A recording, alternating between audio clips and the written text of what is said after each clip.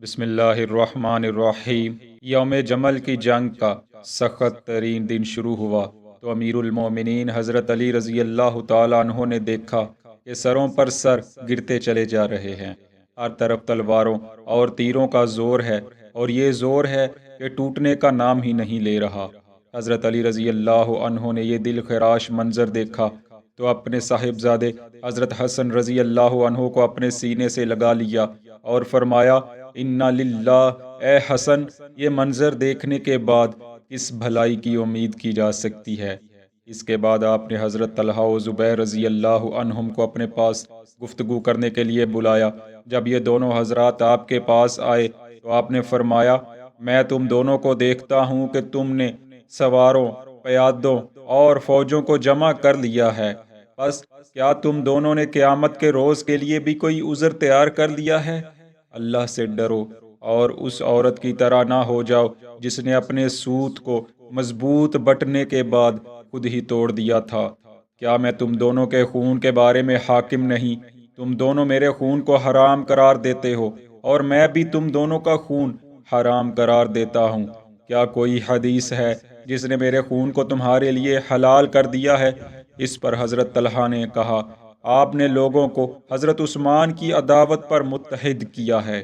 اس پر حضرت علی رضی اللہ تعالیٰ عنہ نے فرمایا، ایسا کرنے والے ضرور بالضرور اللہ تعالیٰ کی گرفت میں آئیں گے، اور بے شک قاتلین عثمان رضی اللہ عنہ پر اللہ تعالیٰ کی لعنت ہو۔ پھر فرمایا، اے طلحہ، کیا تو رسول اللہ صلی اللہ علیہ وسلم کی بیوی کو لڑنے کے لیے لے آیا ہے اور تو نے اپنی بیوی کو گھر میں چھپا دیا ہے؟ کیا تو نے میری بیعت نہیں کی؟ حضرت طلحہ نے کہا، میں نے آپ کی بیعت کی ہے جبکہ تلوار میری گردن پر تھی اور یہ جبری بیعت تھی۔ پھر آپ نے حضرت زبیر سے فرمایا، آپ کو کس نے گھر سے نکالا ہے؟ انہوں نے کہا، آپ نے فرمایا، اور مجھے بھی آپ لوگوں کی اس حرکت کی وجہ سے گھر سے نکلنا پڑا۔ الغرض کچھ دیر کی گفتگو کے بعد یہ حضرات اپنی اپنی صفوں میں واپس لوٹ گئے۔ اس کے بارے کچھ اور روایات بھی منقول ہیں۔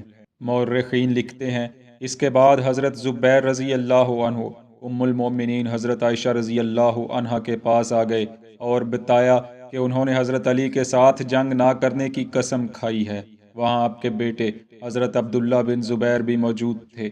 کہنے لگے، آپ نے لوگوں کو اکٹھا کیا ہے اور جب وہ ایک دوسرے کے سامنے ہو گئے ہیں تو اب آپ ان کے درمیان سے باہر نکلنا چاہتے ہیں۔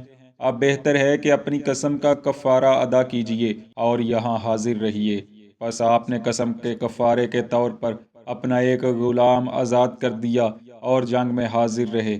یہاں حافظ ابن کثیر علیہ رحمہ لکھتے ہیں، حضرت زبیر رضی اللہ عنہ کے واپس لوٹنے کی روایت زیادہ صحیح معلوم ہوتی ہے، اور یہ بعید ہے کہ آپ اپنی قسم کا کفارہ دیں اور واپس جنگ میں حاضر ہو جائیں۔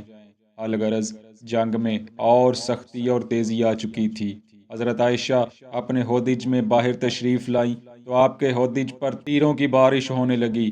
آپ بلند آواز سے پکارنے لگی، اللہ اللہ، اے میرے بیٹو، یوم الحساب کو یاد کرو، اور آپ نے قاتلین عثمان پر بد دعا کے لیے ہاتھ اٹھا دیے۔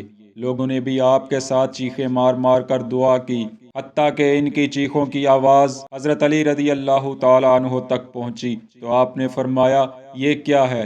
لوگوں نے کہا، یا امیر المومنین، ام المؤمنین قاتلین عثمان اور ان کے مددگاروں کے لیے بد دعا کر رہی ہیں۔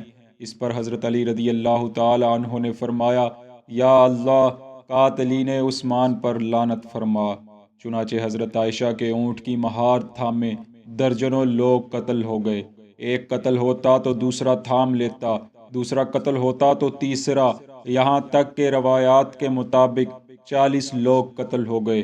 اسی اثنا میں ایک شخص آگے بڑھ کر اونٹ تک پہنچ گیا اور اس نے تلوار مار کر اونٹ کی کونچیں کاٹ دیں، جس سے وہ زمین پر آ گرا۔